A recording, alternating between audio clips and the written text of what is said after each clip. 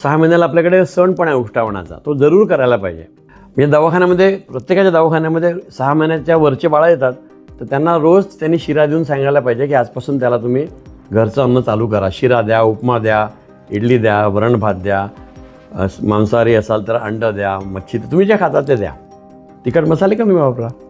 त्यातलं सर्वोत्तम आहे ते सातूचं पीठ. सातूचं पीठ म्हणजे 7 वस्तूपासून बनते ते. तर त्यातलं एक आहे जवस, तेलबी आहे. त्यामध्ये ते तेल असतं ज्याने मेंदू वाढतो. त्यामुळे गर्भवतीला आणि नवीन बाळाला नक्की द्यायला पाहिजे. 20 ग्राम प्रत्येकाने आपण जवस खाल्लं पाहिजे. त्यात पुरेसं किंवा 10 ग्राम जवसाचं तेल. ते जवसामध्ये DHA नावाचं तेल आहे, ओमेगा 3 फॅटी ॲसिड एक तेल आहे, ज्याने मेंदू छान वाढतो. 7 वस्तू 1-1 वाटी घ्या किंवा 1-1 किलो घ्या आणि मिश्रण करून वापरा.